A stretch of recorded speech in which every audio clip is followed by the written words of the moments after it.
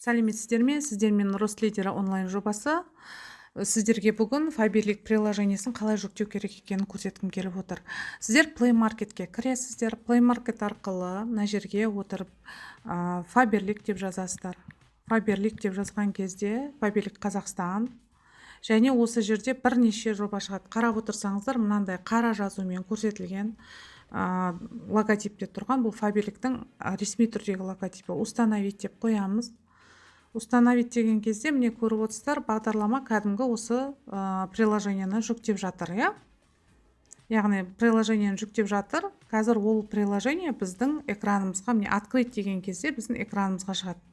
Открыть деп бірден кірсеңіздер болады, болмаса бұл приложениені көріп отырсыздар, міне тауып алдық өзіміздің Android'тан.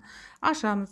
Ашқан кезде мына жерге войти деп өздеріңіздің консультанттық номерлеріңізді жазасыз, және де пароль логиндарыңызды мына жерге жазып, входты басып енесіздер.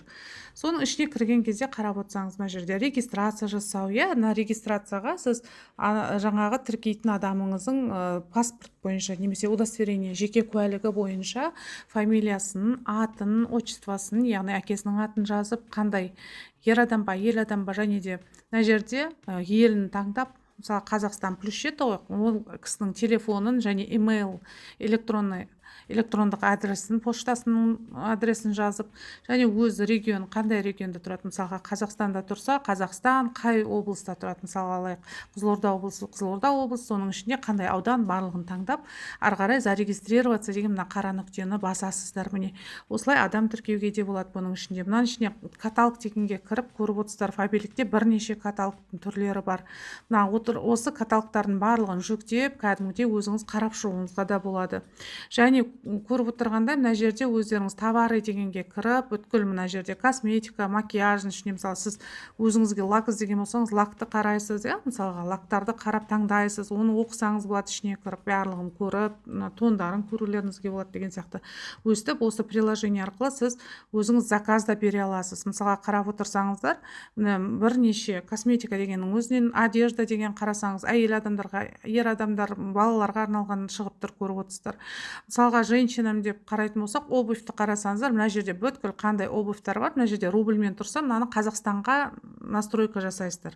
Міне өстіп кіріп, барлығын таңдап, қарап өткізулеріңізге болады. Міне настройкаға кіреміз, регион Россияның орнына, міне біз Қазақстандамыз ғой, Қазақстанды таңдаймыз, қай мемлекетте тұрасыз, соны таңдайсыз.